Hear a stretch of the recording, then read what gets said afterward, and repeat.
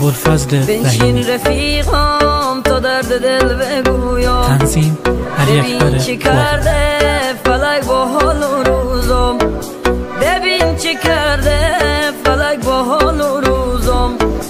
در اوج غربت فقط من تو رو دارم، بیا رفیقم بیا برس به دادم.